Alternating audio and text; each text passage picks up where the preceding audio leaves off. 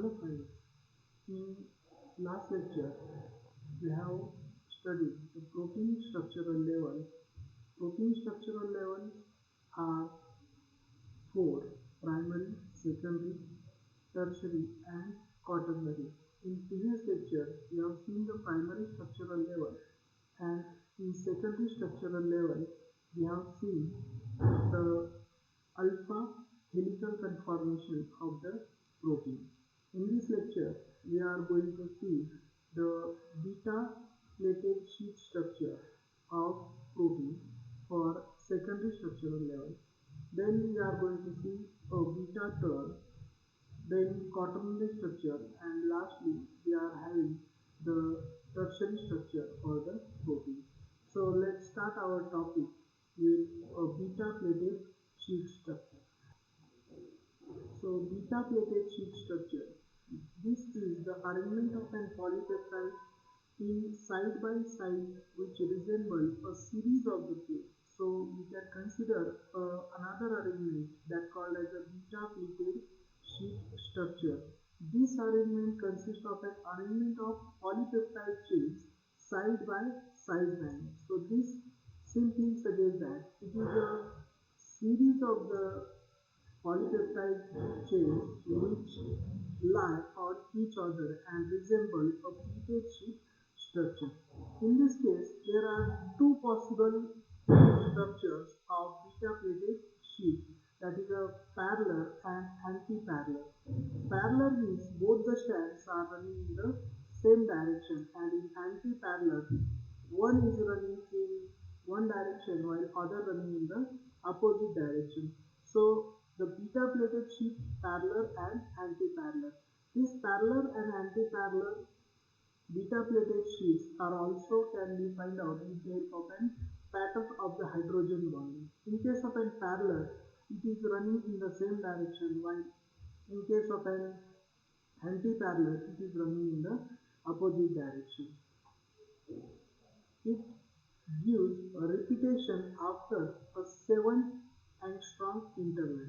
So repetition means we are having either a turn in that parallel sheet or anti-parallel sheet structure after in the 7 angstrom. Alpha keratin of the hair is an example of a beta plated sheet structure.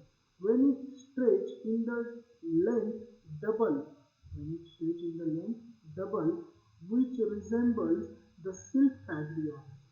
That means alpha helix can be converted into beta plated sheet structure. So alpha keratin, which is an example of an alpha helix, when it stretched double to its length, it resulted into the conversion of helix structure into beta plated sheet structure. So they are stretchable, which results into the formation or conversion of alpha helix conformation into the beta plated sheet structure. So let's look at the structure for this.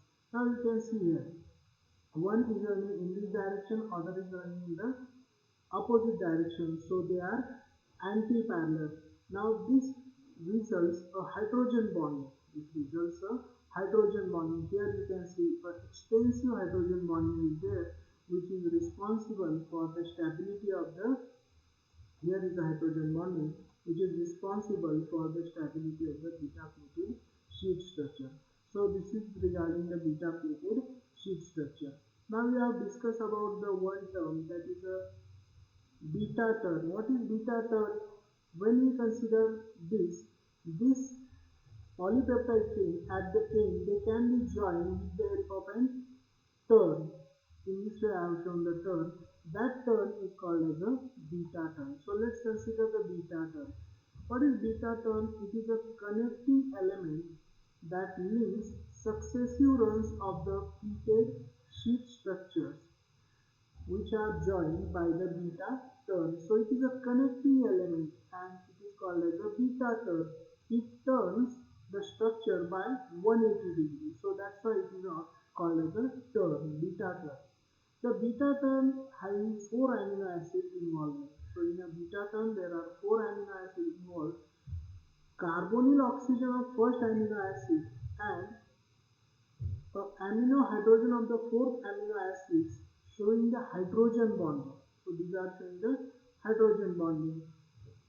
Carbonyl oxygen of first amino acid, and the hydrogen of amino hydrogen of fourth amino acid is showing a hydrogen bonding, and that is a stabilizing factor for the beta term. The middle two amino acids do not involve in a hydrogen bonding. Their R group is also oriented outside, so which gives the stability by reducing the steric interaction. And many times at second and third position in beta third, amino acid found are glycine and proline. Glycine is due to its small size. Glycine is due to its small size, and proline is due to its folding, because side chain R group is involved in the cycle with the amino group of the proline. This folding helps for the beta term, and as the glycine having the R group is equal to hydrogen, that is a small, so steric interaction is reduced. So many times these two are found at the third and fourth position. Let's look at the structure of this. Now you can see here there are four amino acids. There are four amino acids. First is here, second is here, third is here, and here is the fourth.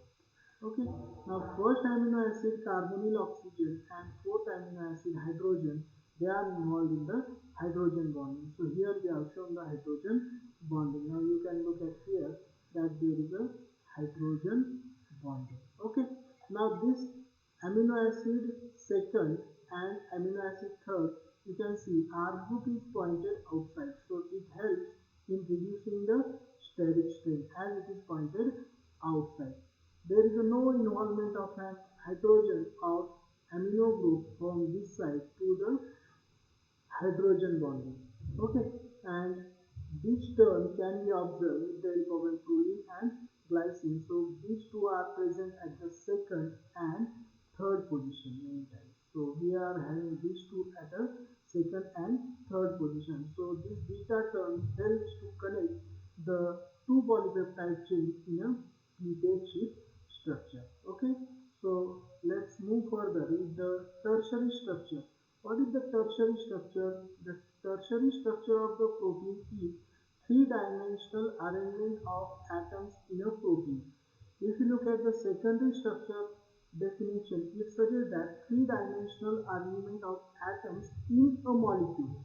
And here we are considering for the protein, that is a three-dimensional arrangement of the atoms or protein or in a protein. So in secondary structure we only limit ourselves with the polypeptide chain molecule. Now here we are considering the total protein interaction with the three-dimensional structure. The folded protein polypeptide chain is considered here. In previous case only we consider the helical structure or the pleated sheet structure. Now what we consider here, we consider the total polypeptide chain which is folded around and resulted into the different type of the interaction. This folding is due to the either disulfide linkage, hydrophobic interaction, dipole interaction, or electrostatic force. So these are the reasons why we are having the folding. That is the disulfide, hydrophobic interaction, then dipole interaction, and electrostatic force of attraction. Now here disulfide interaction, what result? Due to the presence of an cysteine in a polypeptide chain, it gives the bonding of sulfur-sulfur atom, which results into the formation of an covalent bond that will result into the folding of the polypeptide.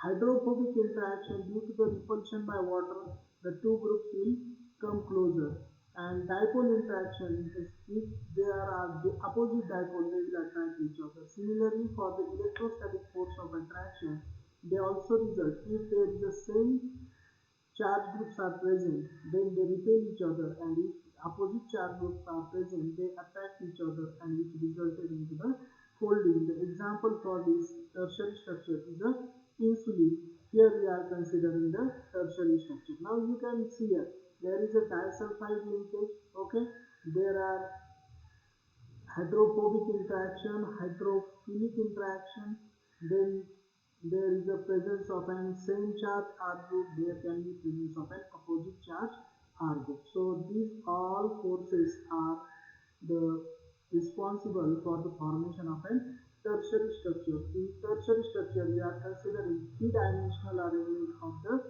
protein. Here we are considering the polypeptide chain. Now you can see here there is a helix structure.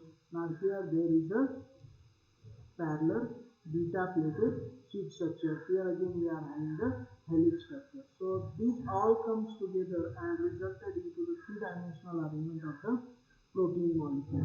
Okay, that is tertiary structure. Now let's consider next, that is a quaternary structure.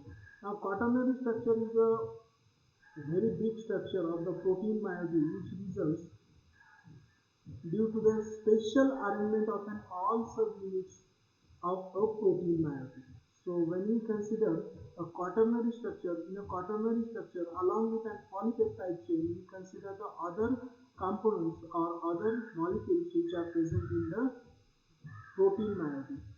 This is a three-dimensional arrangement of the protein in a complex manner. This is a three-dimensional arrangement of the protein in a complex manner. So quaternary structure is quite complex and which results a total three-dimensional structure of the protein moiety. It is useful for the classification of the protein into fibrous and globular, the globular protein.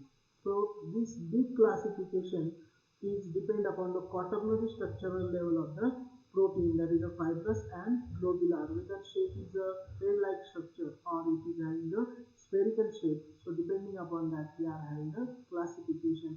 Example here we are considering it is a hemoglobin. In a hemoglobin there are four subunits. What are these subunits? Two alpha chains, two beta chains, and each containing Fe2 plus and four porphyrin rings. So hemoglobin is having this structure. Now here you can see the quaternary structure of a protein, that is a hemoglobin. There are two alpha chains. Here is alpha chain, here is alpha chain. There are two beta chains. Here is a beta chain and here is a beta chain, and in between them there is a presence of an ion, that is Fe2 plus. Okay, so this is the quaternary structure. Now if you consider secondary, tertiary and quaternary structure, these are the structural level studies where we have to determine what is the composition of the protein. Now this all structural level can be re-summarized with the help of a big diagram. Now here you can see actual molecule is this. This is the quaternary molecule, but if you look at here, it is very difficult to study this molecule directly. So what is considered?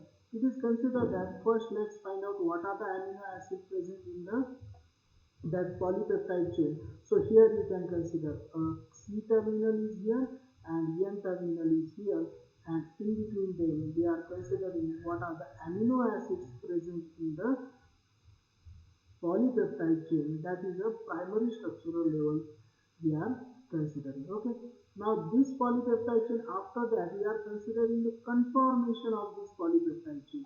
What is conformation? Conformation is a beta sheet structure, or we are having the alpha helix, that is a three-dimensional arrangement of the atoms in a polypeptide chain. This results into the alpha helix and beta sheet structure. Now in the alpha helix, if you look at what is stabilizing factor is a hydrogen bonding. Similarly, here is also the hydrogen bonding. R group is oriented outside. Here R group is zigzag, which results into the more stable structure. So alpha helix and beta sheet structure. Now in tertiary structural level, what we are considering? We are considering the three-dimensional arrangement of an protein polypeptide or folding of the polypeptide chain we are considering. Okay, and here you can see these two are present. Here there is a helix structure, here there is a beta plated sheet structure. This we can call as a beta term. This is the helix. Here we are having the beta plated sheet structure. Similarly, this folding will result into the other interactions also. And lastly, this is present here. Here you can see. So quaternary structure. Now these are the structural levels which are helpful for understanding the protein structure.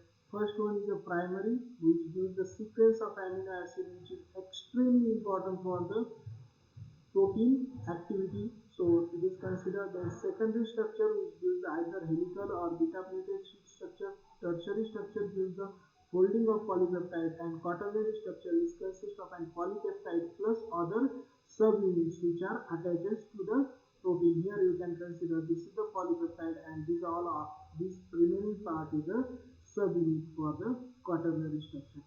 So at different structural levels, we are determining the different compositions of the protein, and these structural levels are very important for the study of the proteins. So friends, in this lecture, we have seen an important thing, that is a beta sheet structure, then we have seen beta turn, tertiary structural level, and quaternary structural level of the protein. So here we will end this topic with considering that you will have a good knowledge of the protein structural level, or you have understanding of protein structural level for the your future betterment. Thank you very much.